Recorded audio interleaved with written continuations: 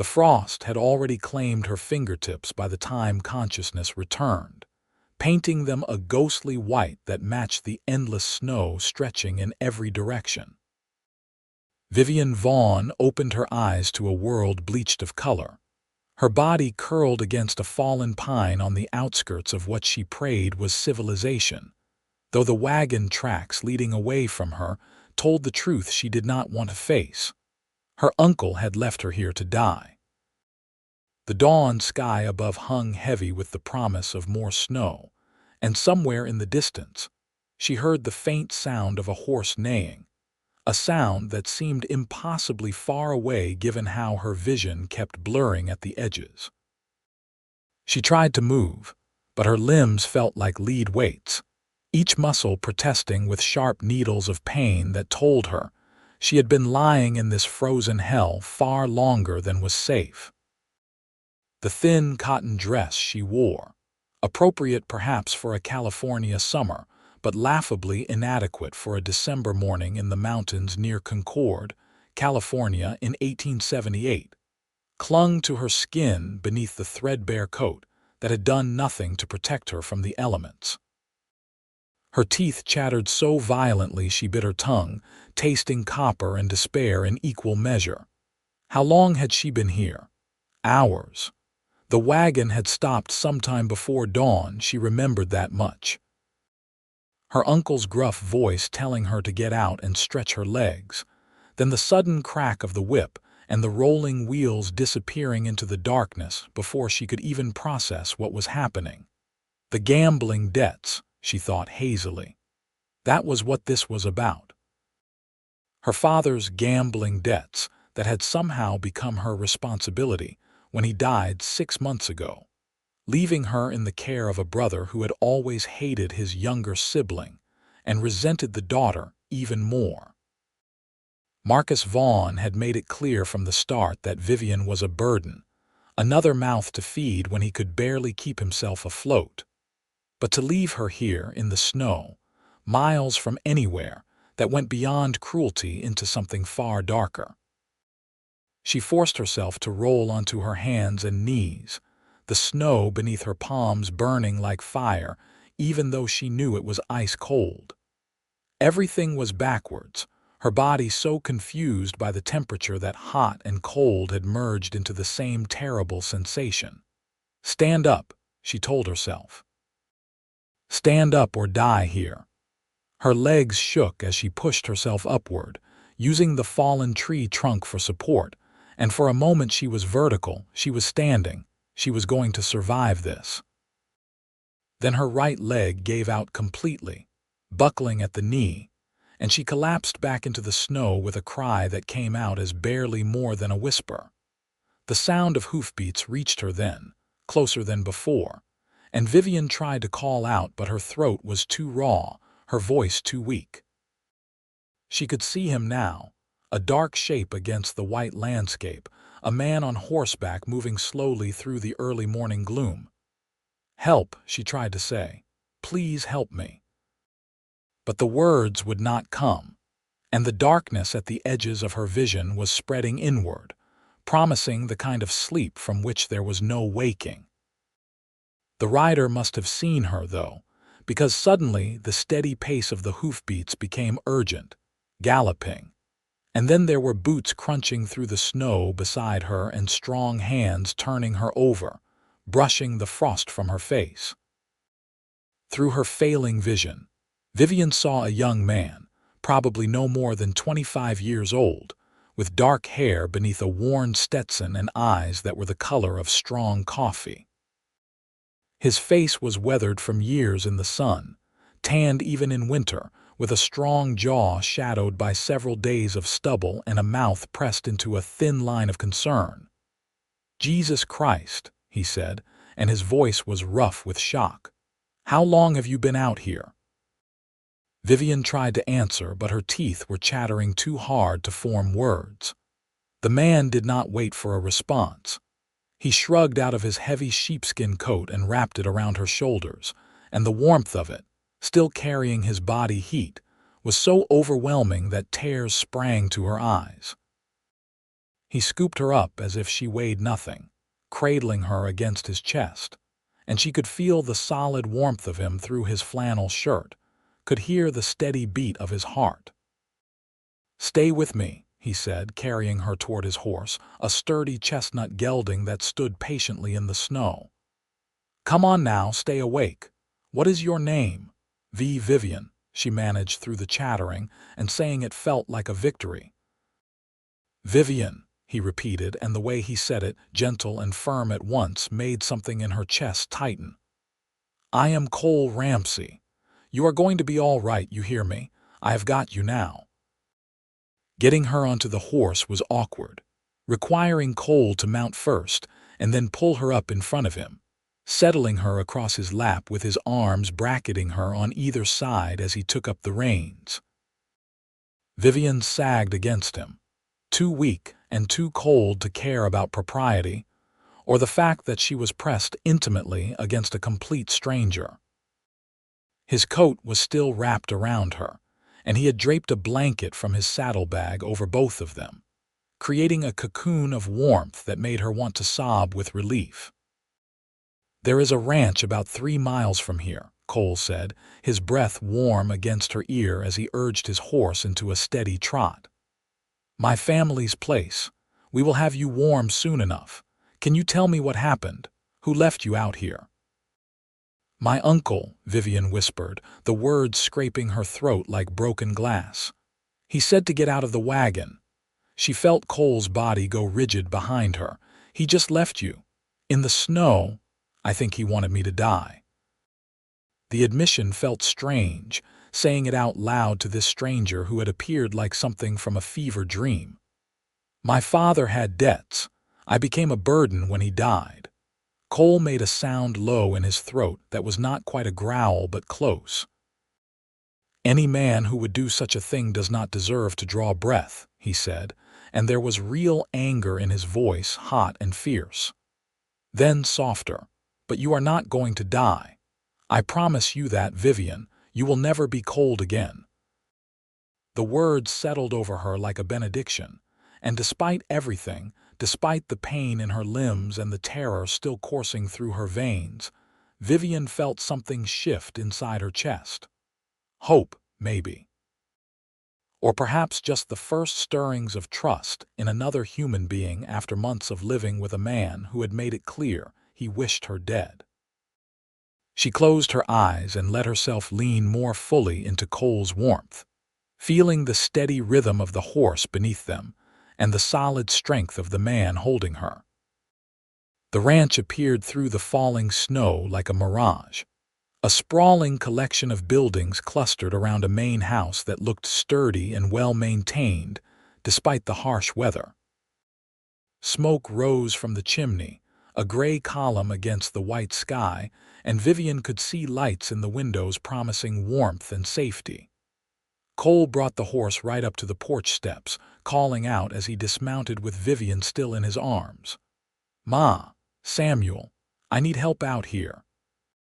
The door flew open almost immediately, revealing a woman in her early 50s with graying blonde hair pulled back in a practical bun and sharp blue eyes that took in the situation in an instant. Behind her came a young man who looked enough like Cole to be his brother, though he was broader through the shoulders and had lighter hair. "Good Lord, Cole, what happened?" the woman demanded, already moving aside to let him carry Vivian through the doorway into the blessed warmth of the house. "Found her on the Eastern Trail, half frozen to death," Cole said grimly, carrying Vivian toward a sofa near the fireplace. "Her uncle left her there, Ma. Just abandoned her in the snow before dawn." The woman's face went hard with fury, but her hands were gentle as she began unwrapping the coat and blanket from around Vivian's shaking form.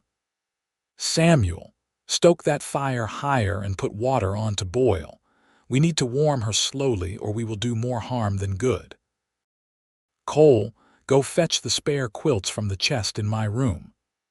Cole hesitated, looking down at Vivian with an expression she could not quite read, before nodding and heading for the stairs. His mother leaned close, her cool palm against Vivian's forehead, and made a soft sound of distress.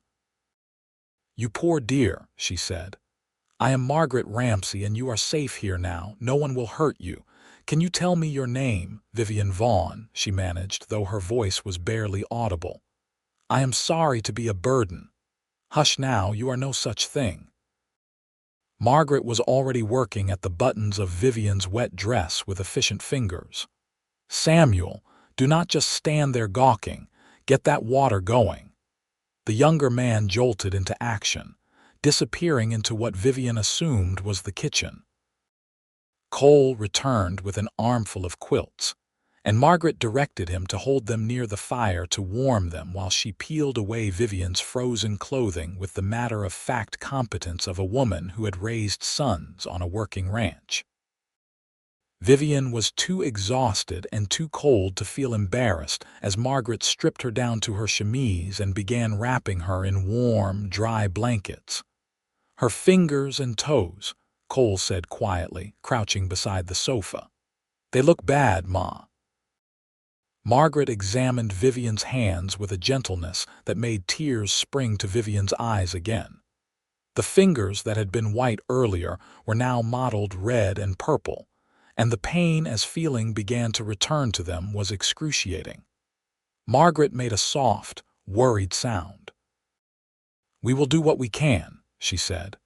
"Frostbite is serious business, but she is young and strong. Cole, you did well bringing her here when you did. Another hour and we would have been planning a funeral instead of a recovery." The blunt words sent a chill through Vivian that had nothing to do with the cold. She had been that close to death. If Cole had not come along when he did, if he had taken a different path or left the ranch an hour later, she would have died in that snow. The reality of it crashed over her, and suddenly she was shaking for reasons that had nothing to do with temperature. "Easy," Cole said, his hand coming to rest on her shoulder through the layers of quilts. "You are all right now. Just breathe." Samuel returned with a basin of lukewarm water, and Margaret carefully submerged Vivian's hands in it, warning her that it would hurt. That was an understatement. The pain as her frozen fingers began to thaw was like nothing Vivian had ever experienced. A burning, stabbing agony that made her cry out despite her best efforts to stay quiet. Cole's hand tightened on her shoulder, and when she looked up at him through tear-blurred eyes, she found him watching her with an intensity that should have been uncomfortable but somehow was not. "Squeeze my hand," he said, offering his free hand to her. "As hard as you need to." Vivian took it, her grip weak and trembling, but as the pain intensified, she found herself holding on like he was the only solid thing in a spinning world. Cole did not flinch, did not pull away, just sat there beside the sofa and let her crush his fingers while his mother worked on bringing life back into her frozen limbs. Margaret moved from her hands to her feet, and that was somehow even worse, the pain so intense that Vivian thought she might pass out from it. "I know, sweetheart," Margaret murmured. "I know it hurts, but this is a good sign. It means the tissue is still alive. You just have to get through this part." "Tell us about yourself," Cole said suddenly. "Where are you from? How did you end up with an uncle like that?" Vivian realized he was trying to distract her, to give her something to focus on besides the pain, and she latched onto it gratefully. "San Francisco," she said between gasps. "My father moved us there when I was 12. He was a clerk, but he liked gambling more than he liked working. When he died 6 months ago, everything was debt. My uncle said I could come live with him in Nevada, but I think he only took me because he thought he could sell me to pay off what my father owed him." Cole's jaw tightened. "Sell you? To a saloon, maybe, or worse." Vivian's voice was flat, the words coming easier now that she was saying them out loud. "He talked about it sometimes when he was drinking. Said I should be grateful he was feeding me, that I owed him." Then yesterday he said we were going to Concord to visit someone who might have worked for me. But when we got into the mountains, he told me to get out of the wagon and then he just left. I thought maybe he was trying to scare me that he would come back, but the sun came up and he never did. That bastard, Samuel said from where he stood by the fireplace, his face flushed with anger. Begging your pardon, miss, but any man who would do that needs to be horsewhipped. Margaret shot her younger son a quelling look, but there was agreement in her eyes. The important thing is that Vivian is safe now, she said firmly, and she will stay safe for as long as she needs to. You do not have to do that, Vivian said quickly. I cannot impose on you, you do not even know me. We know enough, Cole said, and his tone left no room for argument. You are not going anywhere until you are healed, and even then we will figure out what to do. You are not alone in this, Vivian. The kindness in his voice, in all their voices, was almost harder to bear than the pain had been. Vivian was not used to kindness, not anymore. Her father had been distant at best when he was alive, too wrapped up in his gambling and his drinking to pay much attention to his daughter. Her mother had died when she was 8, and the parade of housekeepers and temporary guardians that followed had been largely indifferent to her welfare. Uncle Marcus had been actively hostile, making it clear every day that she was unwanted. But these people, these strangers, were offering her safety without asking for anything in return, and it made something crack open inside her chest. "Thank you," she whispered, and the tears that spilled over this time were not from pain. The rest of that first day passed in a haze of warmth and exhaustion.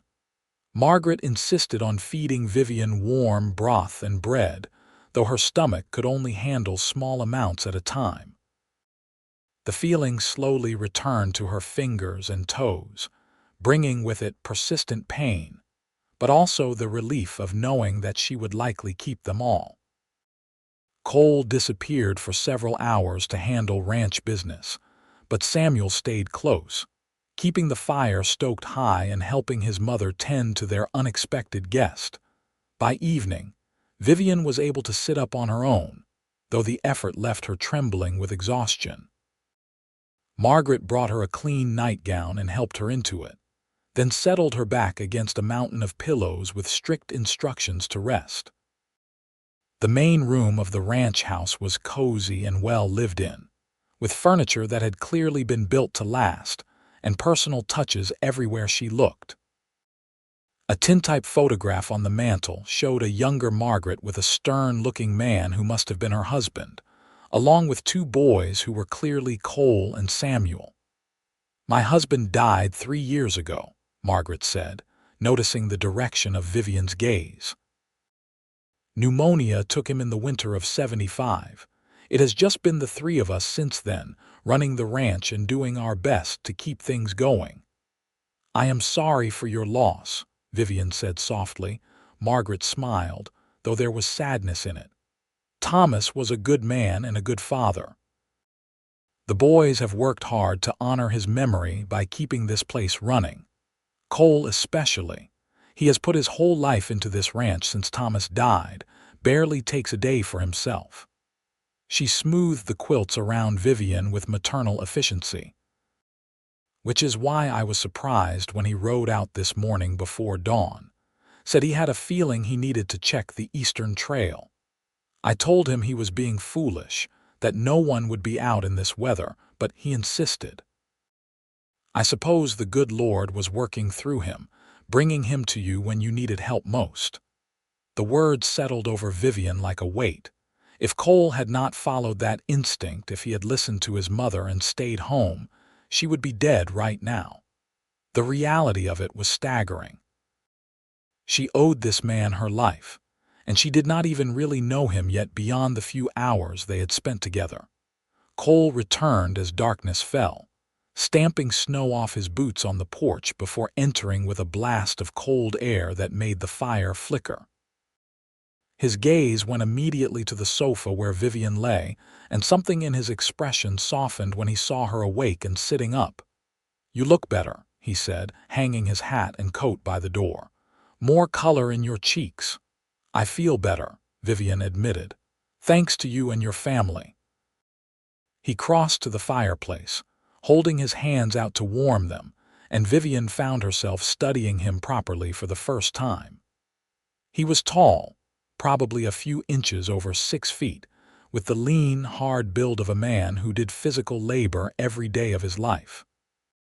His dark hair was slightly too long, curling at his collar, and there were small scars on his hands that spoke of years working with horses and cattle, and the 100 other dangerous tasks that came with ranching.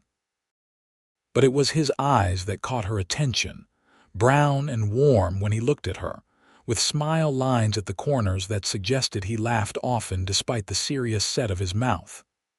"Any sign of the uncle?" Samuel asked, bringing Cole a plate of food. Cole's expression darkened. "I rode back along the trail as far as I dared with the weather coming in. Found where the wagon stopped, saw the tracks heading on toward Nevada. I thought about following, but getting Vivian safe was more important than running down a coward who abandons women in the snow." "We should report him to the marshal," Margaret said firmly. "What he did was attempted murder, plain and simple. When the weather clears, I will ride into Concord and talk to Marshal Higgins," Cole agreed. "But for now, I think our priority is making sure Vivian gets her strength back." Vivian listened to them discuss her situation with a strange sense of unreality. These people, who had known her for less than a day, were treating her welfare as if it mattered, as if she was someone worth protecting and fighting for. It was such a foreign concept that she almost did not know how to process it. She found her eyes growing heavy as exhaustion pulled at her, and the last thing she remembered before sleep claimed her was the sight of Cole settling into a chair near the fire, as if he intended to keep watch through the night. The next few days established a routine of sorts. Vivian was stronger each morning, though the damage from the cold had left her with persistent aches in her extremities and a deep exhaustion that made even simple tasks feel monumental. Margaret had moved her to a small bedroom upstairs once she was able to manage the stairs, a cozy space with a window overlooking the ranch yard and a quilt-covered bed that was the most comfortable thing Vivian had ever slept in. Cole and Samuel were gone most of the day handling ranch work, but Cole made a point of checking on her every evening, bringing her small gifts: a smooth stone from the creek bed, a pressed flower he found somehow still intact under the snow, a book of poetry from his mother's collection. They would sit by the fire and talk for hours, Vivian learning about his life on the ranch and him learning about her years in San Francisco, the dream she had harbored of becoming a teacher before her father's death destroyed any hope of that. Why could you not still be a teacher? Cole asked one evening about a week after he had found her. They were alone, Margaret having retired early and Samuel in town visiting a girl he was courting. Vivian looked down at her hands, flexing her fingers which still bore faint traces of the frostbite. "I have no education beyond basic schooling, no money for the normal school, and now no prospects at all. I am 20 years old with nothing to my name except the charity of kind strangers." "You have more than that," Cole said quietly. "You have intelligence and courage. It takes strength to survive what you survived, both with your uncle and in that snow. Those are not small things, Vivian." She met his eyes across the fire, seeing nothing but sincerity there. "You barely know me. How can you be sure? I know enough." He leaned forward, his elbows on his knees, closing the distance between them slightly. "I know that you care about being a burden even when you are recovering from something that should have killed you. I know that you help my mother with chores even though she tells you to rest. I know that you love books and that you miss teaching the children at your father's boarding house before he lost it to gambling debts. I know that you have a kind heart despite every reason not to, That seems like enough to build on. Vivian's breath caught in her chest. The way he was looking at her, the warmth in his voice, it made something flutter nervously in her stomach. She had never been courted, never had a man look at her the way Cole was looking at her now, like she was something precious and worth treasuring. It was terrifying and exhilarating in equal measure. "Cole," she started, but he held up a hand. "I am not asking you for anything," he said. "I just want you to know that you are not alone. Whatever you decide to do when you are healed, wherever you decide to go, you will always have friends here. You will always have me." The words hung in the air between them, weighted with meaning that neither of them was quite ready to acknowledge directly. Vivian felt heat rise in her cheeks that had nothing to do with the fire, and when she looked at Cole, she found him watching her with an expression that made her heart race. "I should go to bed," she said, standing perhaps more quickly than was necessary. "It is late." Cole stood as well, always the gentleman. "Sleep well, Vivian." She fled upstairs with as much dignity as she could manage, her heart pounding in her chest.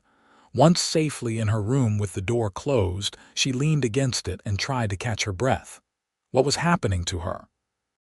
She had known this man for barely a week, and yet the thought of leaving the ranch, of not seeing him every day, filled her with a panic that was entirely disproportionate to the situation. This was ridiculous. Cole had saved her life, and she was confusing gratitude with something else. That had to be it. But as she lay in bed that night, staring at the ceiling and listening to the wind howl around the eaves, Vivian could not quite convince herself that what she felt was only gratitude. The way her pulse jumped when Cole smiled at her, the way she found herself listening for his footsteps in the house, the way his casual touches, a hand on her elbow to steady her, a palm against her forehead to check for fever, sent warmth flooding through her entire body. That was not gratitude. That was something far more dangerous. She was falling in love with Cole Ramsey, and she had no idea what to do about it. The weather broke after 2 weeks, the endless snow finally stopping and giving way to pale winter sunshine that turned the landscape into something almost beautiful. Vivian was strong enough now to venture outside, bundled in borrowed clothes that were too large but blissfully warm. Cole had insisted on escorting her, offering his arm as they walked around the ranch yard so she could see everything properly. The Ramsey Ranch was impressive in its scope, with several barns housing horses and cattle, a chicken coop, a smokehouse, and various other outbuildings that spoke of a successful operation. Cole pointed everything out with obvious pride, telling her stories about growing up here, about learning to ride almost before he could walk, about helping his father build the new barn when he was 16. "It is a good life," he said as they paused by the fence of the main corral where several horses stood watching them curiously. "Hard work, but honest. My father always said that a man who worked the land was beholden to no one but God and his own conscience." "You miss him," Vivian observed, watching the way Cole's expression softened when he talked about his father. "Every day. He taught me everything I know about ranching, about being a man. I just hope I am doing him proud, keeping this place running the way he would have wanted." Cole was quiet for a moment, then added, "He would have liked you, I think. He always said the measure of a person was not where they came from but what they did when life knocked them down. You got knocked down hard, Vivian, but you are still here, still standing. That would have impressed him." Vivian felt tears prick her eyes and blinked them back. "I am only standing because you found me. You are standing because you are strong enough to stand," Cole corrected gently. He turned to face her fully, his expression serious. "I rode into Concord yesterday while you were resting. Talked to Marshal Higgins about your uncle." Vivian's stomach dropped. "What did he say?" "He is going to send word to Nevada, see if Marcus Vaughn can be located and brought back to face charges. But he warned me that it might be difficult to prove anything since there were no witnesses to him abandoning you. It would be your word against his. Cole's jaw tightened.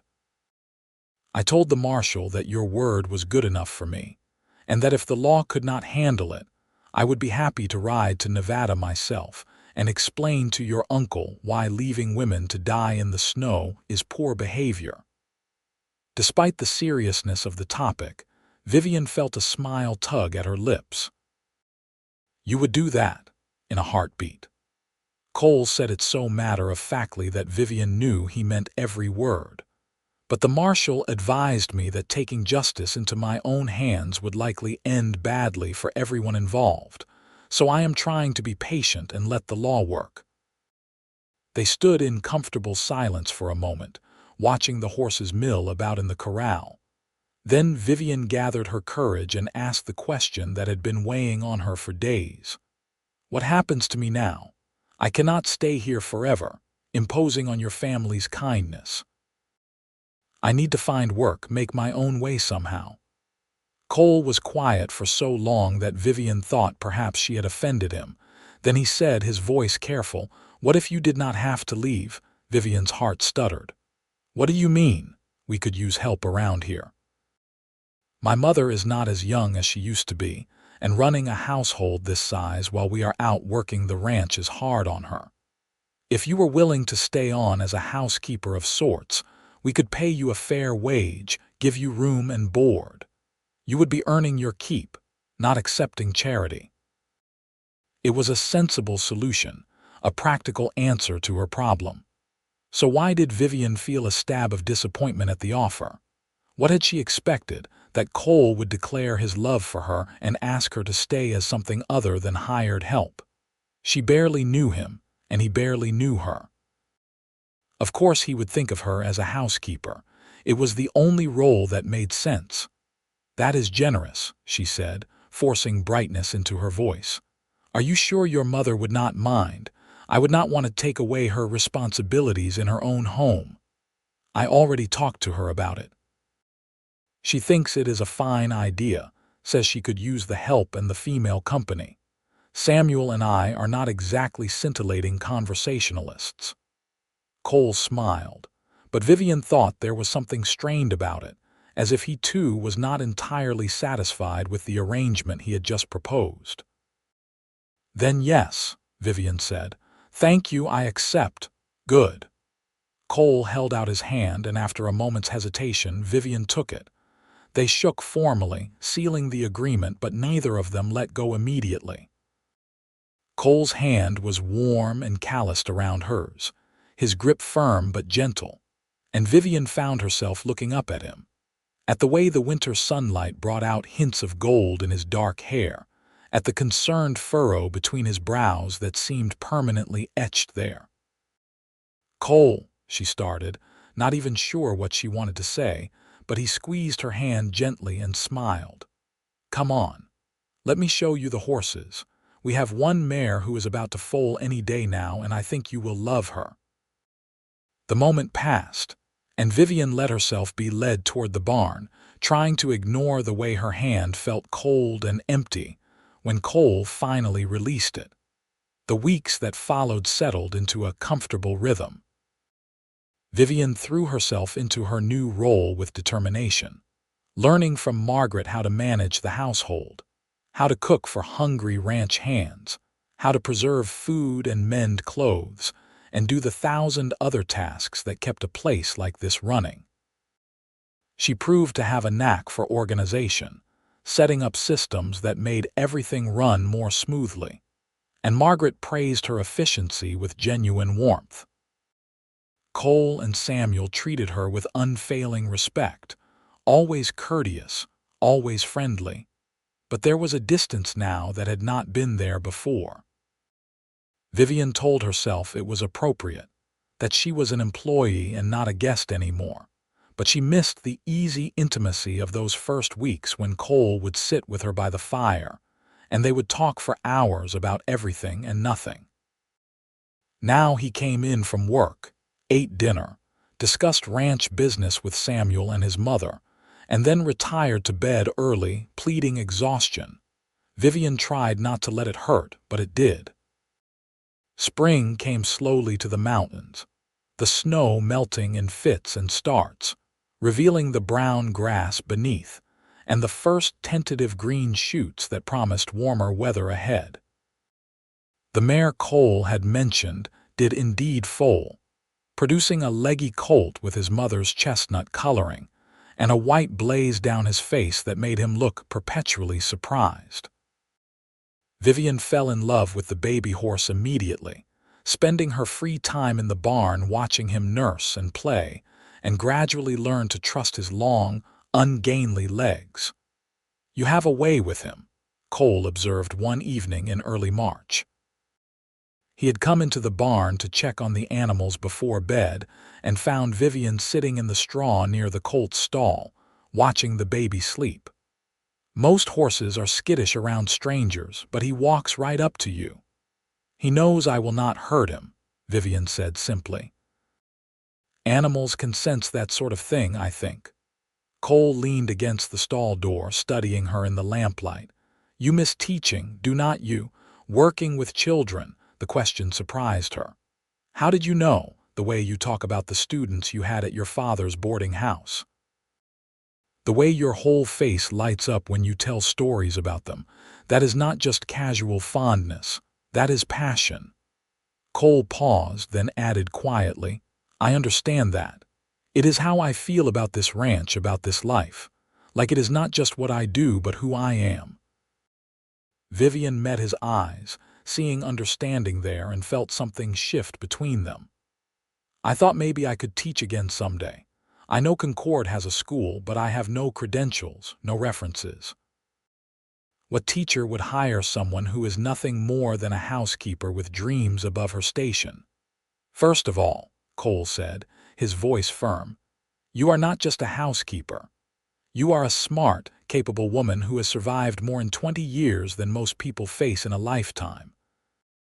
Second, Concord is desperate for teachers.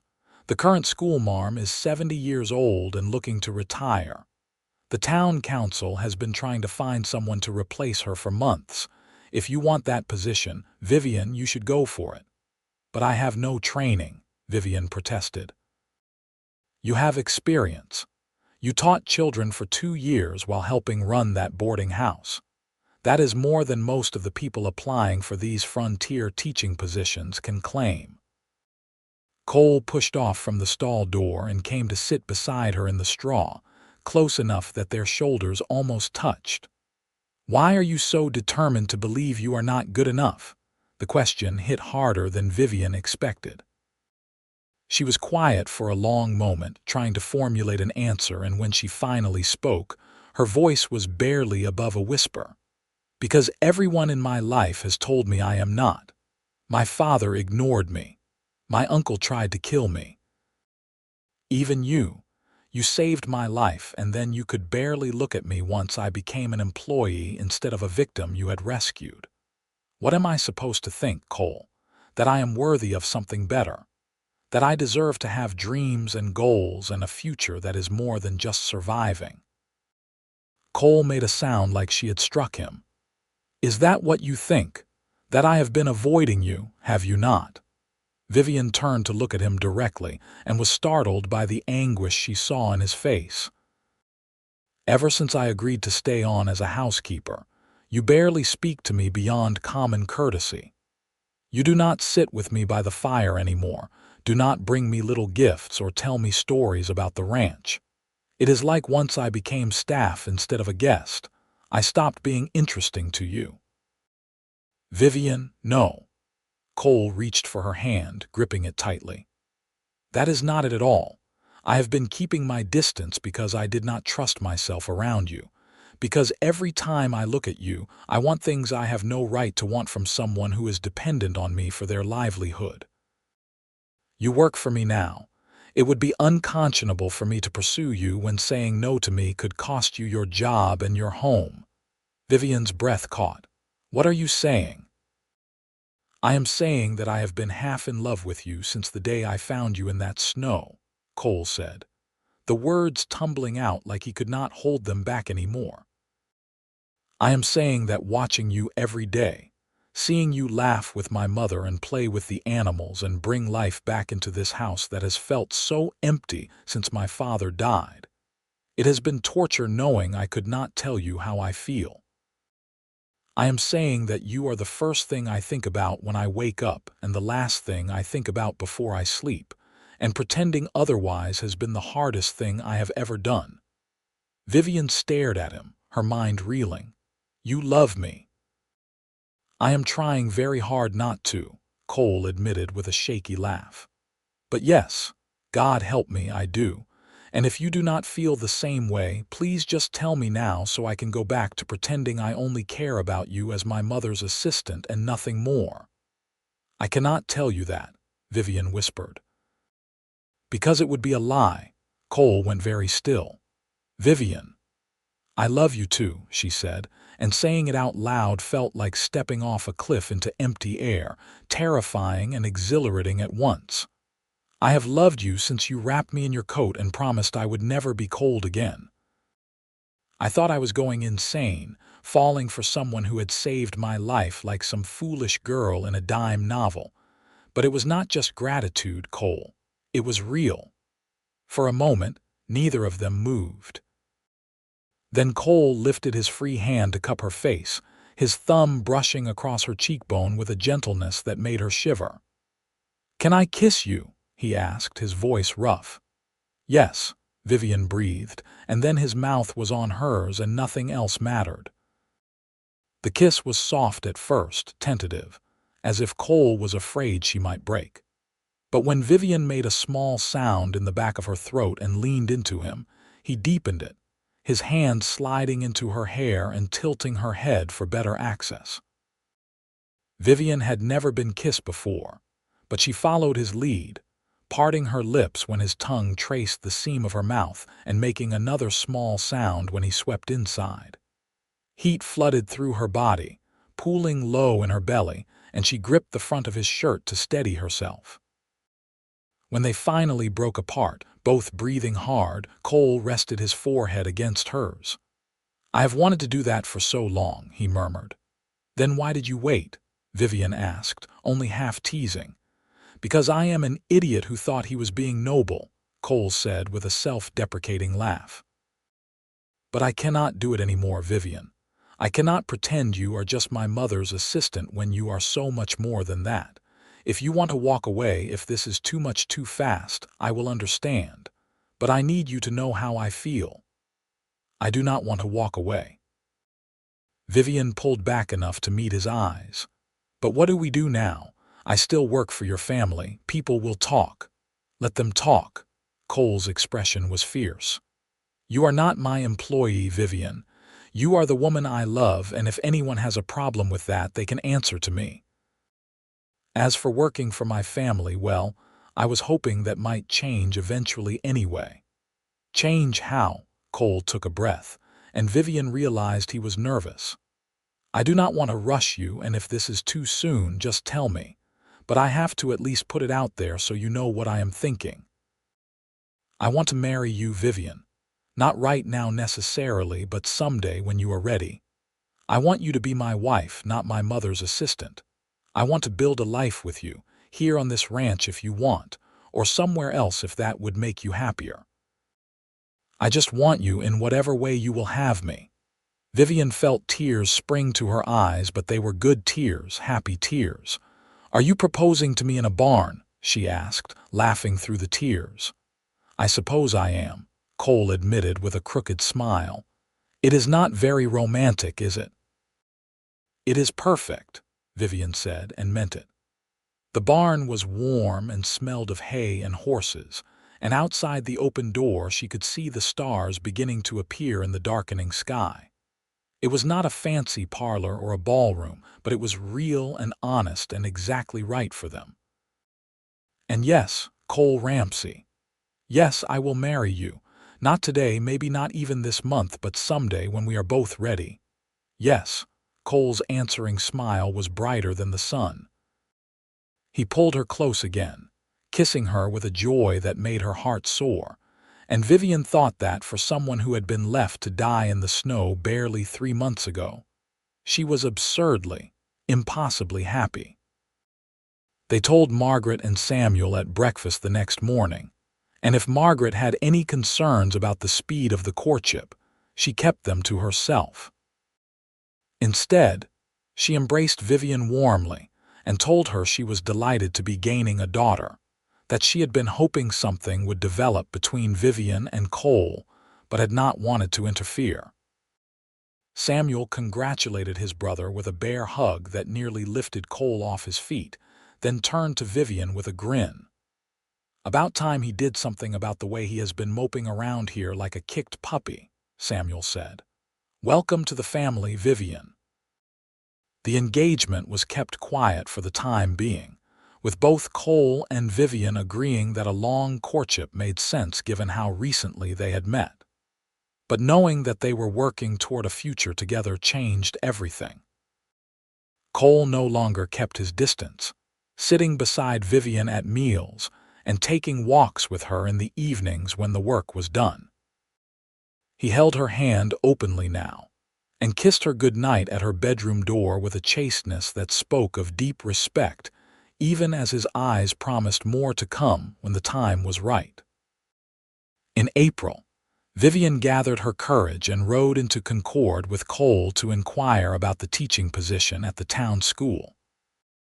The interview with the town council was nerve-wracking, but Vivian spoke passionately about her experience teaching children and her love of learning. And by the end of the hour, the council members were nodding approvingly.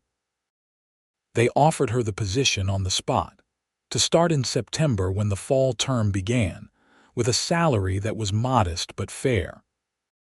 Vivian accepted with hands that shook only slightly, and when she emerged from the town hall to find Cole waiting for her, she launched herself into his arms with a squeal of delight that made him laugh. "You got it," he said, though it was not really a question. "I got it." Vivian could not stop smiling. "I am going to be a teacher, Cole, a real teacher with my own classroom and everything." "I never doubted it for a second."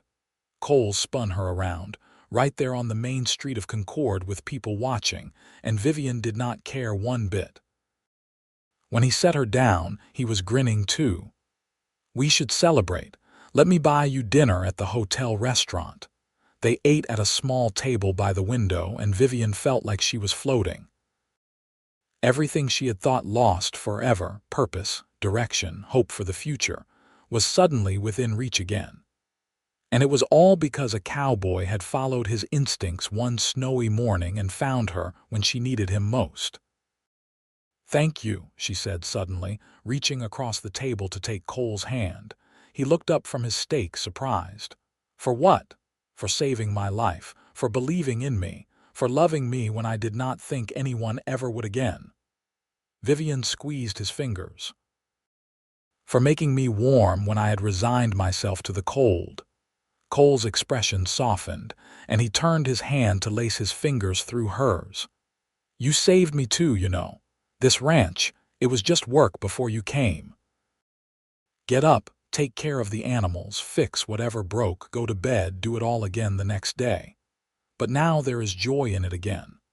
I wake up excited to start the day because I know I will see you. That is a gift, Vivian, one I will never take for granted." They sat like that for a long moment, hands clasped across the table, and Vivian thought about how much her life had changed in just a few short months. She had gone from being left to die in the snow to finding not just survival but love, purpose, a future full of possibilities. It seemed impossible, like something from one of the romantic novels she used to read in secret as a girl. But it was real. Cole was real, solid, and warm, and here, looking at her like she hung the moon, summer arrived in a rush of green growth and warm sunshine. The ranch was busy with calving and branding and all the work that came with the season, but Cole always made time for Vivian. They rode together on his days off, exploring the trails through the mountains, and having picnics by the creek that ran through the property. Vivian learned to ride competently under Cole's patient instruction, and found she loved the freedom of it, the way the world opened up when you were on horseback. In July, word finally came from Nevada. Marshal Higgins rode out to the ranch personally to deliver the news. Marcus Vaughn had been located in a mining town near the state border. When confronted with the charges of abandonment, he had initially denied everything, claiming Vivian had run away from him. But several witnesses had come forward who had seen him traveling alone, and the timeline did not match his story. He was currently sitting in a Nevada jail awaiting trial, and the marshal expected he would be convicted and sentenced to several years in prison. Vivian listened to the news with mixed feelings. Part of her wanted to feel satisfaction at her uncle's arrest, but mostly she just felt empty. Marcus Vaughn had never cared about her, and learning that he would face consequences for trying to kill her did not change that fundamental truth. What mattered was that he could not hurt her anymore, that she was free to move forward with her life without looking over her shoulder. "How do you feel?" Cole asked after the marshal left. They were sitting on the porch, watching the sun set behind the western peaks. "Relieved, I think," Vivian said slowly. "And sad, though not for him. More for the girl I was who thought family was supposed to care about you, that being someone's blood meant you were safe with them. That girl is gone now. I am not sure if that is a good thing or not." "It is not good or bad," Cole said quietly. "It just is. People change, Vivian. Life changes us. What matters is who we choose to become after the changing is done." He pulled her close, tucking her against his side. "And I like who you have become. Strong and brave and so beautiful it makes my chest ache sometimes." Vivian tipped her head up to look at him. "You are good with words, you know that. Only when the subject inspires me." Cole pressed a kiss to her forehead, gentle and sweet. "Have you given any thought to when you might want to get married? I know we said we would take our time, but with you starting your teaching position in September, I was wondering if maybe we should make it official before then. Might be easier for you as a married woman rather than a single one, in terms of how the town perceives you." It was a practical concern, and Vivian had been thinking about it too. Single female teachers were expected to be paragons of virtue, above reproach in every way. Married teachers had more leeway, more freedom to have their own lives outside the schoolroom. And beyond the practical considerations, Vivian simply wanted to marry Cole. She loved him, and she was tired of waiting. "What about August?" she suggested. "Before the term starts, but after the busy season on the ranch winds down a bit. That would give us a month to prepare, to let people know." Cole's face lit up. "August would be perfect. We could have the ceremony here at the ranch, keep it small and simple. What do you think?" "I think that sounds wonderful." Vivian leaned up to kiss him, slow and deep, and felt his arms tighten around her. They had kept their physical relationship chaste, aware of propriety, and the fact that they were both living under Margaret's roof. But Vivian was looking forward to their wedding night with a mixture of nervousness and anticipation. She had no experience with such things, but she trusted Cole completely. He would be patient with her, would make sure she felt safe and cared for. Of that, she had no doubt. The next few weeks were a flurry of preparation. Margaret threw herself into planning the wedding with an enthusiasm that made Vivian laugh. She insisted on making Vivian a proper wedding dress, spending hours taking measurements and selecting fabric from the bolts available at the general store in Concord.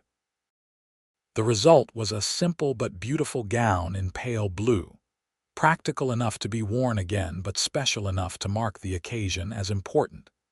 Invitations were sent to the neighboring ranchers and the few families in Concord that Cole and his family knew well.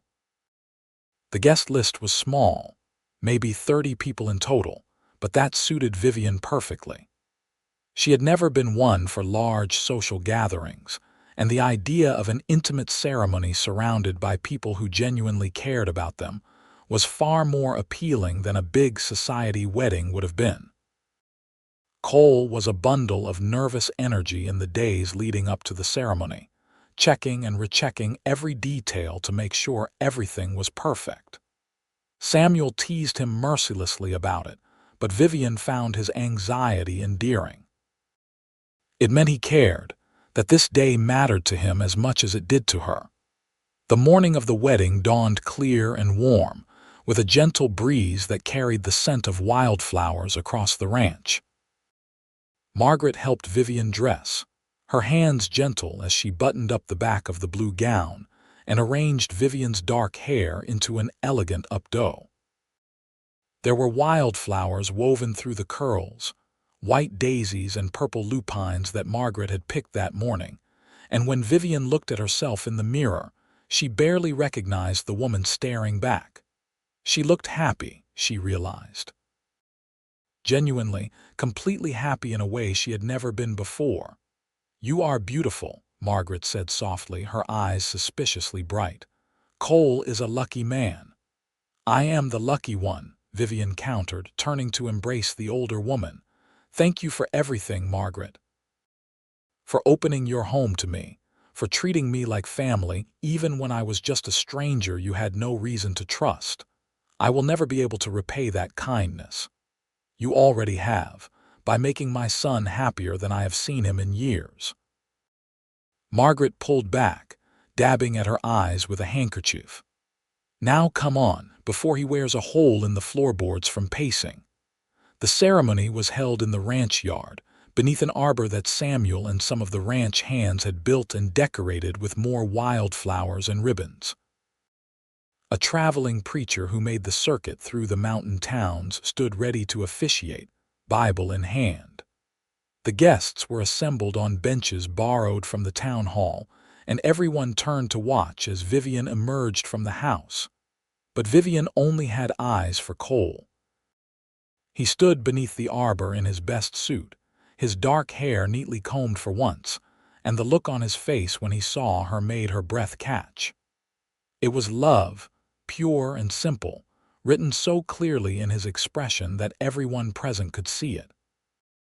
He looked at her like she was a miracle, like he could not quite believe his good fortune, and Vivian felt tears prick her eyes as she walked toward him. There was no one to give her away, no father to hand her off to her new husband, but Vivian did not mind. She walked to Cole on her own 2 feet, choosing him freely and with her whole heart.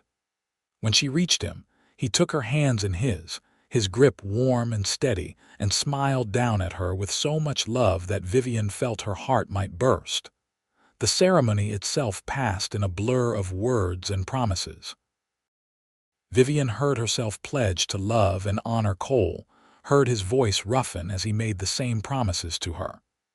They exchanged simple gold bands that Cole had ordered from a jeweler in Sacramento, and when the preacher finally said the words, "You may kiss your bride," Cole wasted no time.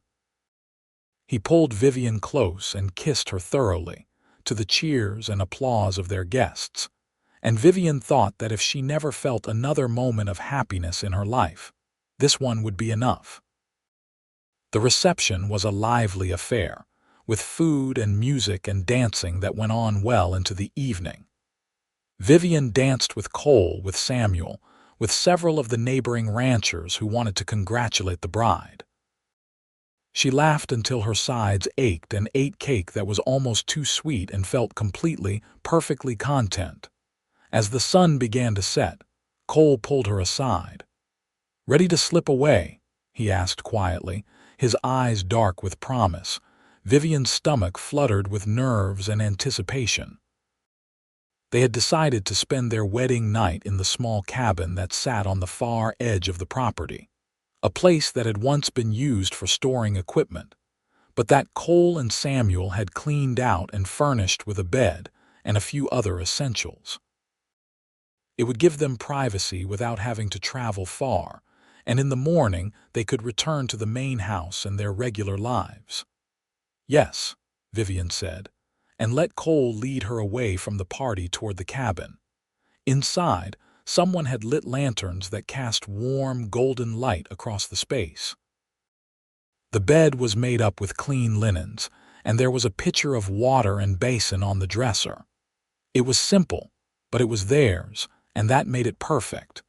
Cole closed the door behind them and turned to face her, and suddenly the air between them felt charged with tension. This was it, the moment they had been waiting for, and Vivian found her heart pounding so hard she was sure Cole must be able to hear it. "Are you nervous?" he asked gently, crossing to stand in front of her. "A little," Vivian admitted. "I do not know what to expect." "Neither do I, really," Cole said with a self-deprecating smile. "I mean, I know the mechanics of it, but I have never been with anyone I loved before. This means something, Vivian. You mean something. I want to make this good for you." The vulnerability in his voice made Vivian's nervousness recede slightly. They were in this together, figuring it out as they went, and that made it less intimidating somehow. She reached up to cup his face, feeling the slight rasp of stubble against her palm. "I trust you," she said simply. "That is all I need." Cole closed his eyes briefly, as if her words had affected him deeply. Then he kissed her, slow and deep, his hands coming up to frame her face. Vivian melted into him, letting him lead as the kiss grew more heated. His hands moved to the buttons of her dress, and she felt him fumble slightly before managing to work them open. The gown slipped from her shoulders, pooling on the floor, leaving her in her chemise and petticoats. The rest of the night passed in a haze of sensation and discovery. Cole was patient and gentle, taking his time to learn what made Vivian gasp and sigh, always checking to make sure she was comfortable. There was some pain at first, but it faded quickly into something far more pleasant, and by the time they collapsed together in a tangle of limbs and bedsheets, Vivian felt boneless and satisfied in a way she had not known was possible. "I love you," Cole murmured against her hair, holding her close. "My wife." "I love you too," Vivian whispered back, and thought about how far she had come from that frozen morning in the snow. She had been left to die, and instead she had found life, found love. Found a home with a man who looked at her like she was the most precious thing in his world. As she drifted off to sleep in Cole's arms, warm and safe and completely happy, Vivian sent up a silent prayer of thanks to whatever instinct had driven Cole to check that eastern trail on a cold December morning. Without that, she would never have known this joy, this love. She would never have known him, and she would never, ever be cold again. The years that followed their wedding were full of the kind of happiness that Vivian had only ever read about in books. She threw herself into teaching with a passion that quickly earned her the respect and affection of both her students and their parents. The schoolhouse in Concord was small, just one room with desks for about 20 students ranging from ages 6 to 14, but Vivian loved every chaotic, challenging moment of it. She discovered she had a gift for reaching even the most difficult students, the ones who struggled with reading or who came from homes where education was not valued. By her second year, enrollment had nearly doubled, and the town council was already talking about building a larger school. Cole continued to run the ranch with Samuel, and the two brothers made an excellent team. They expanded the operation slowly but steadily, buying more land when neighboring ranchers retired and increasing their cattle herd. The work was hard, but Cole never complained. He would come home exhausted and covered in dust, and Vivian would have dinner waiting and a smile that made his whole face light up. They settled into the main house after Margaret insisted she wanted to move into the smaller foreman's cabin, saying it was time for the young couple to have space of their own to start a family. That family came sooner than expected. By the spring of 1879, Vivian discovered she was pregnant. The news both thrilled and terrified her. She was only 21 years old, and the thought of bringing a child into the world was daunting. But Cole's joy was so complete and unfiltered that it eased her fears. He would be a wonderful father, she knew. Patient and kind and strong, everything a child could need. Their son was born on a warm October evening, arriving with a lusty cry that announced his presence to the entire household. Vivian endured 12 hours of labor with Margaret and the town midwife at her side, and when it was finally over and the baby was placed in her arms, she wept with relief and love. He was perfect, tiny and red-faced with a shock of dark hair that stood up in every direction. Cole came in moments later, having been banished to the porch during the delivery and stopped dead at the sight of his wife and son.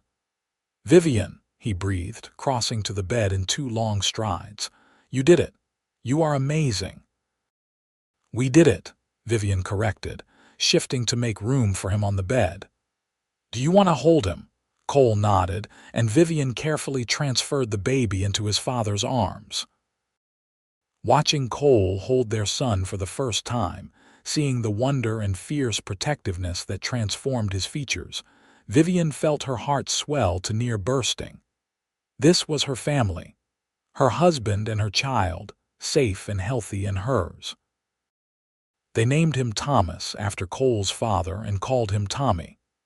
He was a good baby, quick to smile and rarely fussy, though he had his father's stubbornness even as an infant.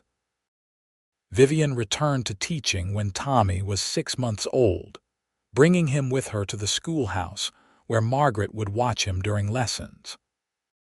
It was unconventional, but the parents did not seem to mind, and Tommy grew up surrounded by children and learning, which Vivian thought could only be a good thing. 2 years later, a daughter arrived. Rose was smaller than Tommy had been, with blonde hair that would darken to brown as she grew and gray eyes that would eventually settle into her father's warm brown. She was a serious baby, watching everything with an intense focus that made Cole laugh. "She is going to be a thinker, this one," he predicted, and he was right. Rose grew into a thoughtful, bookish child who loved nothing more than curling up in her mother's lap while Vivian read to her. Samuel married in 1881, bringing home a spirited redhead named Catherine who had moved to Concord from Missouri and worked as a seamstress. The wedding was held at the ranch, with Tommy serving as an enthusiastic if somewhat clumsy ring bearer, and the party went late into the night. Samuel and Catherine built a small house on the southern edge of the property, close enough to help with the ranch, but far enough to give them privacy. They had 3 children in quick succession, 2 girls and a boy, and the ranch echoed with the sound of children's laughter during family gatherings. Margaret lived to see all 5 of her grandchildren born, passing peacefully in her sleep during the winter of 1885 at the age of 62. Her death hit the family hard, but there was comfort in knowing she had been happy in her final years, surrounded by the family she loved. They buried her next to Thomas on a hillside overlooking the ranch, beneath a granite headstone that read, "Beloved Mother and Grandmother." Vivian continued teaching until 1888, when her 3rd pregnancy proved difficult enough that the doctor advised her to take things easy. She reluctantly resigned her position, though she continued to tutor students privately from home. The baby, another boy they named James, arrived healthy despite the complications, and Vivian marveled at how different each of her children was. Tommy, now 9, was bold and adventurous, always getting into mischief. Rose, 7, was quieter and more studious, with a gift for mathematics that surprised everyone. And baby James was pure sweetness, a cuddly infant who seemed content as long as someone was holding him. The ranch prospered through the 1880s and into the 1890s. Cole and Samuel made smart investments, diversifying beyond just cattle into horses and even some agriculture. They weathered droughts and harsh winters, rustlers and the occasional dispute with neighboring ranchers, but they always came through it together. The bond between the brothers only strengthened over the years, and their families remained close. Vivian sometimes thought about that morning in the snow, about how close she had come to dying alone and forgotten. It felt like another lifetime now, something that had happened to a different person.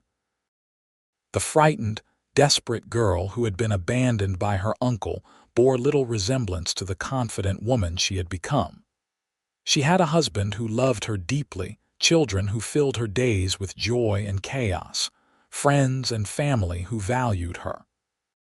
She had built a life that mattered, that had meaning beyond mere survival. One evening in the spring of 1895, Vivian sat on the porch with Cole, watching the sun set behind the mountains. Tommy was 17 now, tall and strong and already talking about taking over more responsibility on the ranch. Rose was 15 and had just been accepted to a teaching college in San Francisco, planning to follow in her mother's footsteps. James, at 7, was playing in the yard with his cousins, their shouts and laughter carrying on the warm breeze. "You ever think about that day?" Cole asked quietly, as if he had been reading her thoughts. "The day I found you, sometimes," Vivian admitted, lacing her fingers through his, "though it feels so far away now, like something from a story I read once." "I think about it often," Cole said. "About how close I came to not riding out that morning. Ma told me I was being foolish, that no one would be on that trail in that weather. I almost listened to her." He squeezed her hand. "I thank God every day that I did not, that something pushed me to go, to keep looking. Because finding you, Vivian, that changed everything. You changed everything." Vivian leaned her head on his shoulder, breathing in the familiar scent of him, soap and horses and home. "You saved my life." "You saved mine too," Cole countered. "I was just going through the motions before you came, working the ranch because it was what I was supposed to do, what my father had built. But you gave me a reason to love it again, to see the beauty in this life instead of just the labor.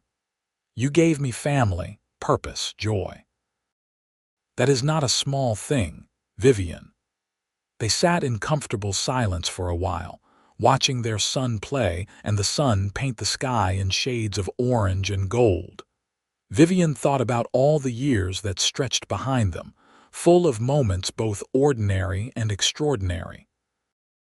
Morning kisses before Cole left for work, bedtime stories read to sleepy children, Sunday dinners with the whole family gathered around the table. The first time Tommy rode a horse on his own, Rose's face when she received her acceptance letter, James taking his first steps. 1,000 small moments that added up to a life well lived. "You remember what you said to me?" Vivian asked. "That first day when you found me, I said a lot of things," Cole replied with a smile. "You said I would never be cold again." Vivian turned to look up at him, seeing the lines that time had etched around his eyes, the silver starting to thread through his dark hair. He was 42 years old now, no longer the young cowboy who had found her in the snow, but the love in his eyes when he looked at her had not dimmed. If anything, it had only deepened. "You kept that promise, Cole. Every single day for 17 years you have kept me warm, not just from the cold but from everything, fear, loneliness, despair. You have given me a life I never dreamed I could have." Cole's expression softened and he cupped her face with his work-roughened hand. "And you have given me everything I never knew I needed. A home, not just a house. A family, not just children. Love that makes every day worth living." He leaned down to kiss her, gentle and sweet, a kiss that held 17 years of devotion and promised many more to come. When they pulled apart, Vivian saw Tommy watching them from the yard, a knowing smile on his young face. In a few years, he would bring home a girl of his own, a banker's daughter from Concord with kind eyes and a quick laugh. Rose would indeed become a teacher, eventually returning to Concord to run the expanded school that now served 3 times as many students as the original building had. James would surprise everyone by developing a passion for medicine, eventually going east to study, and becoming the first doctor to set up permanent practice in Concord. But all of that was still to come. For now, there was just this moment, this sunset, this life they had built together from the ashes of what should have been Vivian's end. She had been abandoned in the snow at dawn, left to die by a man who should have protected her. And she had been saved by a cowboy who had promised she would never be cold again. It was a promise Cole had kept every day since, and would keep every day until death finally parted them. Many years in the future when they were both old and gray and surrounded by grandchildren. But even then, even at the end, Vivian would not be cold. Because the warmth Cole had given her, the love they had built together, that was something that transcended temperature and time. It was something that would last forever, burning bright through all the years of their lives and beyond. As the last rays of sunlight faded behind the mountains and the stars began to appear in the darkening sky, Vivian leaned into her husband's embrace and smiled. She was home. She was loved. She was warm, and she always would be.